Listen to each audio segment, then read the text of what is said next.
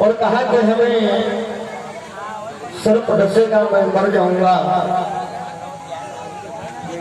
तो हमको मोक्ष नहीं मिलेगी। सुखदेव जी कह रहे हैं कि इस कलकाल में मोक्ष दायिनी है श्रीमद् भागवत महापुराण की कथा। हे राजन, बहुत दिव्य कथा हम तुमको सुनाएंगे। सप्ताह विधान श्रीमद् भागवत महापुराण, जिसके माध्यम से तुमको मोक्ष मिलेगी। भक्ति की राशि का नाम है मुक्ति। और भक्ति ने ये दक्षिणा रूप में वचन दिया था कि कलयुग में कोई भी प्राणी जब श्रीमद् भागवत महापुराण की कथा सुनेगा तब उसको हम अपनी राशि जरूर दे दूंगी। तो महाराज श्री सुखदेव जी राजा परीक्षित जी को गंगा के तट पर बहुत दिव्य पावन कथा सुना रहे हैं। सबसे पहले यही बताया कि कथा का मतलब क्या है। जिसको सुनकर कुछ ज्ञान न हो वो राजन व्यर्थ कथा है। वो जिस कथा में तबीयत ही ना लगे फिर कथा नहीं, वो व्यथा है। कथा में सुनी हुई सारी बातें ना तो दो चार बातें अपने जीवन में जरूर उतारने का प्रयास करो। जीवन में परिवर्तन आ जाए, वही सच्ची कथा मानी गई है। महाराज सुखदेव जी श्री परीक्षित जी को भगवान के विराट रूप का दर्शन करवाते हुए और प्रभु जी के विभिन्न अवतारों का वर्णन कर रहे हैं। पुराण के 10 लक्षण महाराज सुखदेव जी ने परीक्षित जी को सुनाया। उसके बाद कपिल भगवान की प्राकट्य की भी कथा, माता को योग, ध्यान और भक्ति योग, जीव का गर्भवास, शिव दक्ष द्वेष आदि आदि कथानक सुनाए। अब महाराज सुखदेव जी थोड़ी चर्चा कर रहे हैं भक्ति। जैसा कि मैंने बताया कि संसार में सबसे सुखी इंसान वही है जिसके अंदर भगवान की भक्ति आ जाए। धनहीन कहे धनवान सुखी, धनवान कहे सुख राजा को भारी, राजा कहे महाराजा सुखी, महाराजा कहे सुख इंद्र को भारी। इंद्र कहे चतुरानंद को और ब्रह्मा जी कहे सुख विष्णु जी को भारी। मगर तुलसीदास विचारी कहे हरि भजन बिना सब जीव दुखारी। लेकिन इतना याद रखिए, ये भक्ति का मार्ग आसान मार्ग नहीं है। बाबा लिखते हैं कि अक्सर आवत पथ कठिनाई, जब इस मार्ग पर हम लोग चलने का प्रयास करते हैं तो कठिनाइयां हमें जरूर घेरती हैं। और अक्सर हम लोग इसीलिए थोड़ा फेल हो जाते हैं। जरा से भक्ति शुरू किए, मानो कथा ही हुई घर पे, और कथा के बाद कहीं घर का बेटा साइकिल से गिर गया, हाथ या पैर में मोच आ गई, तो पड़ोसी कहते हैं कथा जो है तुमको सूट नहीं कर रही है। अब घर के जो जिम्मेदार व्यक्ति होते हैं वो कहते हैं बेटा कथा मत सुनना, अपने लोगों की कथा पढ़ती ही नहीं है, और किस्ता वगैरह कुछ करा लिया। यानी पहली बार परमात्मा परीक्षा लिए हम लोग पहली बार फेल हो जाते हैं।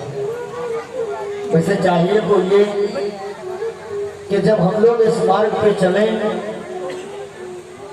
कठिनाइयां ना घेरे, कोई अवरोध ना आए, तो समझ लेना कि अभी हमारी हाजिरी वहां लग नहीं पाई है। और जब कठिनाइयां घेरने लगे, अवरोध आ रहे हैं, तो समझ लेना कि हमारी हाजिरी वहां लग चुकी है। अब हम अपना कदम पीछे नहीं बढ़ाएंगे। यह सर आवत अति कठिनाई भरा ये मार्ग है। लेकिन हाँ, इतना जरूर है, जब थोड़ा कठिनाइयों का सामना हम लोग करेंगे ना, जैसे इम्तिहान होते हैं और एग्जाम के समय जब हम बैठे तो हमारे सामने एक प्रश्न पत्र आता है, उस पर लिखा होता है 5 प्रश्न अनिवार्य हैं। और अनिवार्य वाले प्रश्न यदि हमने हल कर दिए तो पास होने की संभावना है। कुछ कठिनाइयों का सामना करते रहे आप, तो आखिर में यदि पास हो गए ना, तो बहुत ही ज्यादा सुख की अनुभूति होगी आपको, शुरुआत में नहीं। कि कुछ ना बिगड़ेगा तेरा प्रभु की शरण आने के बाद, कुछ ना बिगड़ेगा तेरा